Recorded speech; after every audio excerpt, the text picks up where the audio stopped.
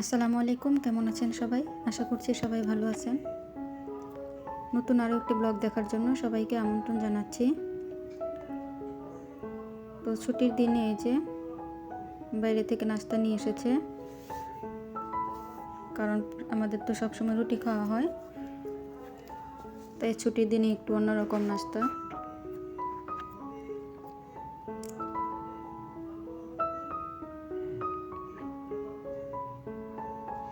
তো ডিম ভাজা দিয়ে একটু সাদা পোলাও আর ভাকা নিয়ে এসেছিল, সেটাই এখন আমরা নাস্তা করে নিব।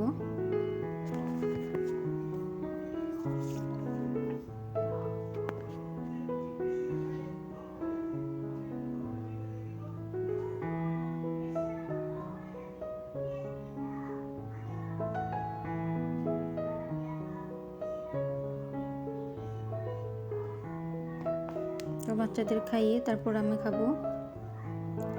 আমি রুশদিয়ানকে খাইয়ে দিচ্ছি, আর খাওয়ার পর যে তার এখন চা লাগবেই, তো বিস্কুট দিয়ে চা খাচ্ছে।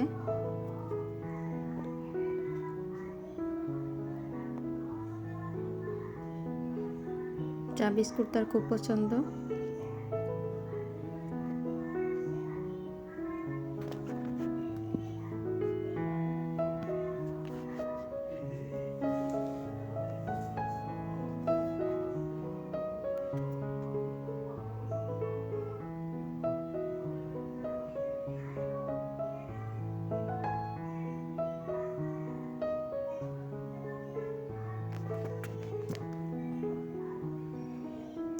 রাত্রেবেলা তরমুজ নিয়ে এসেছিল, তরমুজ আর কলা। এই যে সকালবেলা রাইয়ান এখন তরমুজ খাবেই। তো আমি যেহেতু বলেছি যে নাস্তা করার পর, আর ফ্রিজে ছিল ঠান্ডা, গরম হলে কেটে দিই। আমার কাটার জন্য সে আর অপেক্ষা করেনি, এই যেভাবে খাওয়া শুরু করে দিয়েছে। প্রায় এভাবে খায় ওরা।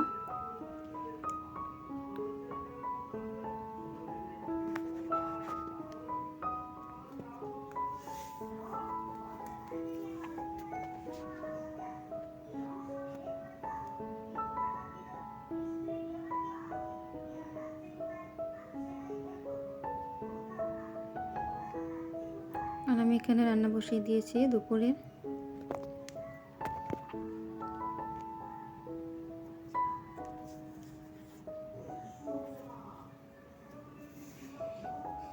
এখানে করলা ভাজির জন্য পেঁয়াজ কাঁচামরিচ ভেজে নিলাম, আর একটু হলুদ দিয়ে দিলাম। তারপর আমি ধুয়ে রাখা করলা দিব, করলার সাথে অল্প আলু দিয়েছি। কোনো পানি দিব না, এটা দিয়ে হয়ে যাবে।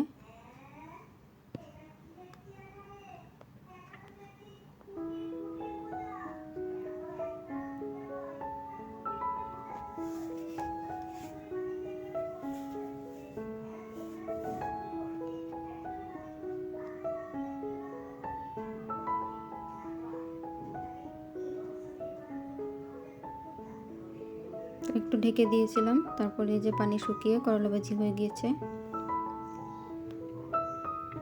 হতে বেশি সময় লাগে না।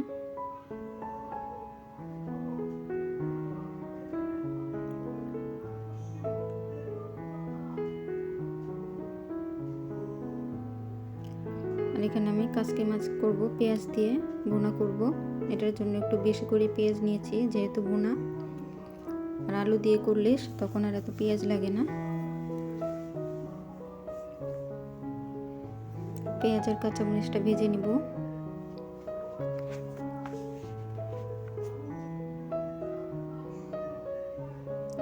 তো অল্প হলুদ দিয়ে অল্প একটু পানি দিয়েছিলাম, সেটা একটু মশলাটা একটু কষিয়ে নেব। বেশি পানি দিব না, কারণ কাচকি মাছে বেশি পানি লাগে না। এতে যতটুকু পানি আছে ততটুকু পানি দিয়ে মাছটা দিয়ে নেড়ে চেড়ে ঢেকে রাখবো।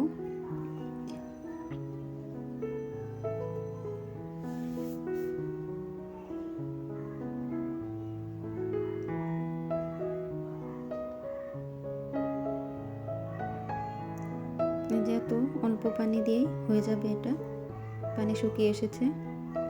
এটাকে এখন কিছুক্ষণ নাড়বো, নাহলে নিচ দিয়ে লেগে যাবে।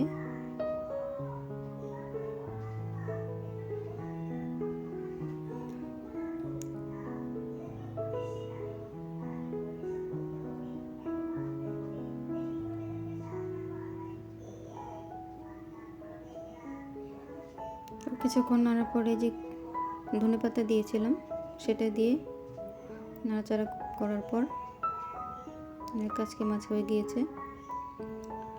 আর এখানে আগের দিনের মাংস ছিল, যেহেতু মাংস ছিল তাই আমি ভেবেছি বাচ্চারা এটা দিয়ে খাবে, কিন্তু রায়ান বললো যে না, সে মাংস খাবে না, মাছ খাবে।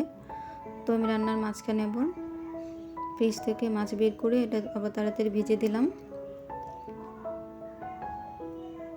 তো ভাজার পরে তারপরে আবার রান্না শুরু করলাম। যেহেতু আগে ভাত হয়ে গিয়েছিল, তো আর যেহেতু পাঙ্গাস মাছ কাটা নেই, তাই রায়ানকে ভাত দিয়ে বাকি রান্নাটুকু করে নিব।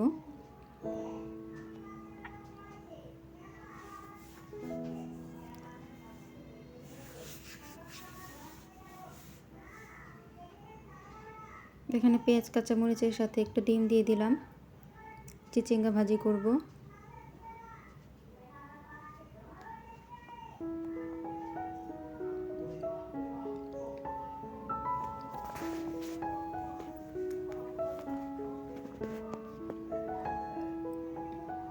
তো ডিম দিয়ে সেটা পেঁয়াজ কাঁচামরিচ একটু ভাজার পরে চিচিঙ্গা দিয়ে দিলাম। চিচিঙ্গা যেহেতু দুইটা ছিল, অল্প ছিল, তাই একটু আলু দিয়েছি।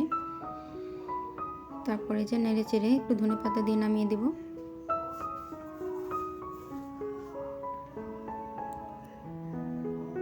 তো আজকে ভিডিওটি এই পর্যন্তই। ভিডিওটি ভালো লাগলে চ্যানেলটি সাবস্ক্রাইব করে দেবেন। ভালো থাকবেন সবাই। আল্লাহ হাফেজ।